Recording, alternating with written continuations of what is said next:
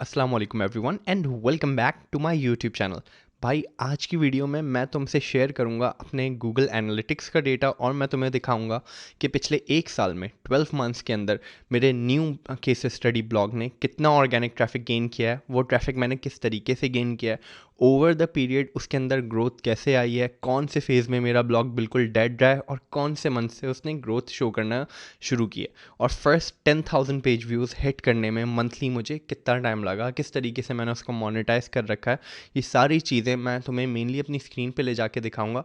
Google analytics का data तुमसे share करूंगा। जो ब्लॉगर्स ट्रैफिक गेन करने के अंदर डिफ़िकल्टी फेस कर रहे हैं, वो थोड़ा सा कॉन्फिडेंस लूज़ कर रहे हैं, उनको थोड़ा सा कॉन्फिडेंस आए, उनको पता चले कि भाई it is tough to gain organic traffic, उनको ये भी पता चले डिफ़िकल्टी लेवल के हवाले से भी, और उनको ये भी समझ में आए कि किस तरीके से आगे चल के उनका ब्लॉग एक्सपोनेंशियल ग्रोथ शो कर सकता है, कौन सी चीज़ों का ध्यान रखना हो सकता है कुछ चीज़ें तुम मिस कर रहे हो या कुछ चीज़ों में तुम इम्पेशेंट हो रहे हो, तुम थोड़े से डीमोटिवेट हो रहे हो। तो मैं तुमसे शेयर कर लेता हूँ कि भाई 12 महीने के अंदर अगर कोई तमीज़ से कंसिस्टेंटली भी काम करता है ना, तो ये रिज़ल्ट होता है।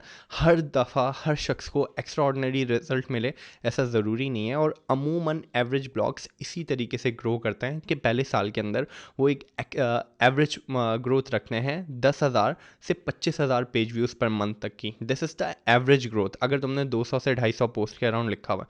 हाँ, अब अगर उनमें से कोई पोस्ट एक्स्ट्रा ऑर्डिनरी चली जाए तो that's an entirely other thing. उसके अलावा भाई मैं तुमसे 3 से 4 इंपॉर्टेंट चीज़ें शेयर कर लूँगा इस वीडियो के अंदर ही, जो चीज़ें मुझे लगता है कि अगर तुमने मिस की हैं तो वो साथ साथ कवर कर लो and that will help you out. मैंने यहाँ तक ट्रैफिक पहुँचाने में अपने ब्लॉग के साथ ये इम्प्लीमेंट किया है, तो जो मैंने करा हुआ है वो इन्फॉर्मेशन मैं समझता हूँ कि तुम्हारे साथ शेयर कर लूँ, ताकि कुछ चीज़ तुम मिस कर रहे हो वो साथ साथ कवर कर लो और हम सब एक ही पेज के ऊपर आ जाएं अपनी ब्लॉगिंग कम्युनिटी के अंदर। So let's get started. तो ये हम मैं अपने गूगल एनालिटिक्स के ऊपर आ गया हूँ। यहाँ से हम जाएंगे ऑडियंसेस के अंदर, ओवरव्यू के अंदर। यहाँ पे ऑलरेडी हमारा खुला हुआ है Jan 1 2022 से लेकर, ये हम कर देते हैं इसको 31 दिसंबर तक, Jan 1 से। तो इससे आपको पूरा एक साल का डेटा मिल जाएगा हमारा। So this is the complete data. तो पूरे एक साल के अंदर हमारी क्या ग्रोथ थी। तो एज़ यू कैन सी मैंने अपने पास पोस्ट डालना शुरू कर दी थी जनवरी से ही, लेकिन पूरे जनवरी कोई ट्रैफिक नहीं, इवन फेब्रुअरी में भी कोई ट्रैफिक नहीं, as you can clearly see. और मार्च से मेरे पास यहाँ पे ट्रैफिक आना शुरू हो रहा है। इसको मैं थोड़ा ना वीकली बेसिस पे भी कर देता हूँ, तो अगर आपको एक क्लियर नंबर दिखे, see this is the growth. अगर मैं मंथली पे आपको शो करूँ तो देखें, मार्च से कुछ ट्रैफिक आना शुरू हुआ। मार्च में मेरे पास 86 पेज व्यूज़ आए, फिर उसके बाद अप्रैल में 151, 244, फिर अब देखें तीसरे मंथ जाके 361 पेज व्यूज़ आए।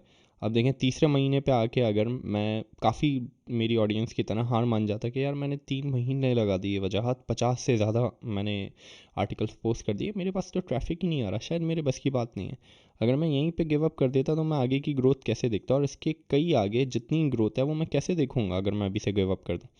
अब इसी के आगे मैं थोड़ा सा चलता हूँ, सी जून, फिर अगस्त। अब देखो यहाँ पे बीच में मई की अपडेट होके आके जा चुकी है। मई की अपडेट ने, मई 2022 की अपडेट ने इस वेबसाइट को बिल्कुल भी इम्पैक्ट नहीं किया, ये अपनी ग्रोथ पे सुकून से चल रही थी। तो इससे ये भी दिखता है कि गूगल की उस अपडेट ने हर वेबसाइट को भी हिट नहीं किया। और अव्वल तो इस वेबसाइट के ऊपर मैं पर्सनली बहुत क्वालिटी कंटेंट को ही फोकस कर रहा था। सही किस तरीके से मेरे यहाँ पे यूज़र्स बढ़ते जा रहे हैं। अच्छा, एग्जैक्ट पेज व्यूज़ का डेटा दिखाने के लिए मैं आपको ले चलता हूँ ज़रा बिहेवियर्स के ऊपर। बिहेवियर्स के अंदर ओवरव्यू के अंदर आते हैं, ये आ गए हम यहाँ पे। लेट मी सी, इसको भी मैं वीकली इस पे कर देता हूँ। तो भाई पूरे साल में ना इसमें एडसेंस मीडिएशन में $7 आए इस वेबसाइट के ऊपर। इजोइक से कई ज़्यादा आए। इजोइक पे अराउंड इसका अभी एवरेज आई गेस $65 to $70 पे अभी लास्ट मंथ का चल रहा है। $70 का रेवेन्यू एडसेंस के उसके इजोइक एड्स में ये लेके आया। इसमें भी सेम आप देख सकते हो। मंथ वाइज दिखाता हूँ मैं इसमें आपको। अब आप देखो मंथ वाइज मेरा ट्रैफिक मार्च के अंदर कुल टोटल पेज व्यूज़ जो थे वो 1700 पेज व्यूज़ थे। At an average. सी अभी मेरा लास्ट दिसंबर का देखो 10,980 पेज व्यूज़ आए मेरे दिसंबर में, उससे पहले 7,860, उससे पहले 5,856। अब देखो इस पॉइंट से देखो फ्रॉम विच मंथ, 1 2 3 4 5 6 मंथ से मेरा कुछ देखने वाला ट्रैफिक आ चुका है। उससे पहले मैंने जन और फेब, एज आई सेड, जनवरी और फरवरी के अंदर मैंने सिर्फ आर्टिकल डाले हैं। मार्च से मेरा ज़रा कुछ ट्रैफिक आना शुरू हुआ है, as you can see on the graph.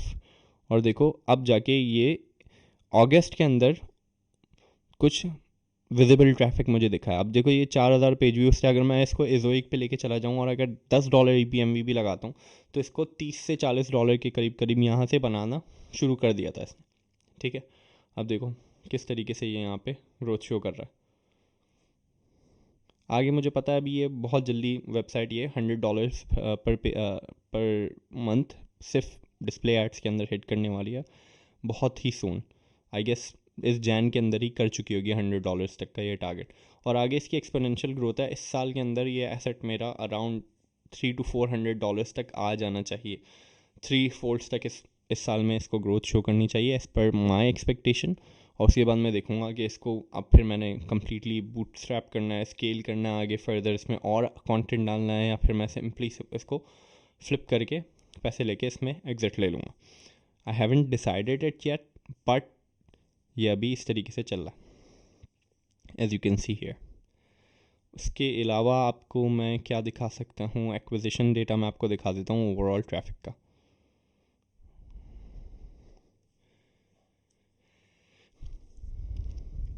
अब इसमें देखो मेरा सारा ट्रैफिक जो है मोस्टली वो ऑर्गेनिक सर्च ट्रैफिक है। सी यहाँ पे भी तुम देख सकते हो। उसके बाद कुछ डायरेक्ट ट्रैफिक आ रहा है, ये डायरेक्ट ट्रैफिक मोस्टली बिंग का आ रहा होता है। फिर सोशल ट्रैफिक है, कुछ रेफरल्स आएंगे वो आ रहे होते हैं। तो this was a quick overview on the traffic I get.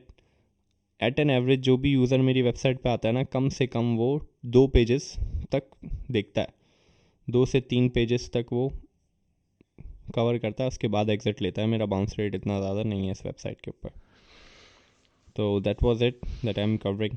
हाँ भाई, तो डेटा तुम देख के आ चुके हो, and I am sure now you are curious कि कौन सी चीज़ें मैंने ब्लॉग के ऊपर इम्प्लीमेंट की हैं जो कि तुम भी साथ साथ कवर करना चाह रहे हो अपने ब्लॉग के ऊपर। तो भाई सबसे पहले मैं स्ट्रैटेजी के हवाले से पार्ट कवर कर लेता हूँ कि इस ब्लॉग को बिल्ड करते हुए सबसे पहले जो मैंने अपना फोकस रखा है ना, वो आंसर पोस्ट या फिर रिस्पॉन्स क्वेरीज़ को फोकस करते हुए रखा है।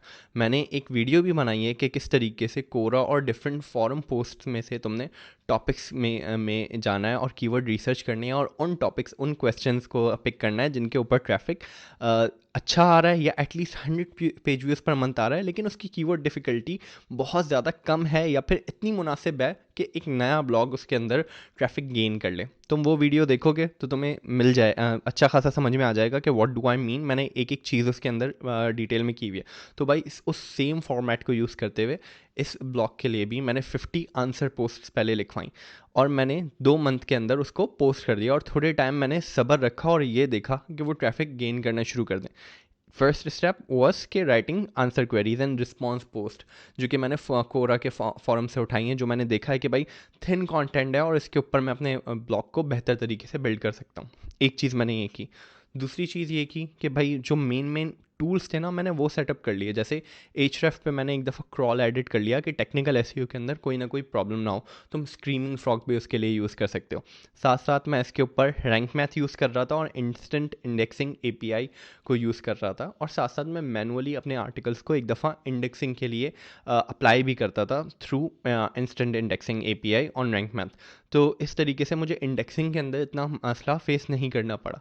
अमूमन जो मेरा अब तक एक्सपीरियंस है दैट इज़ के न्यू ब्लॉग के अंदर आपको at an average 7 to 8 months लग जाते हैं ऑर्गेनिक ट्रैफिक गेन करने में या कोई भी सब्सटेंशियल रिस्पॉन्स चेक करने में।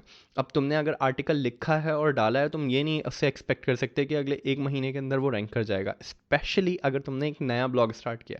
देखो यार, नया ब्लॉग जब स्टार्ट होता है ना, तो क्योंकि उसकी कोई डोमेन अथॉरिटी नहीं है ना, गूगल उसको अथॉरिटेटिव समझता है, उस पर ट्रस्ट करता है ना, ऑडियंस ट्रस्ट करती है, तो इस वजह से उस पर ट्रैफिक इनिशियली लाना थोड़ा मुश्किल है।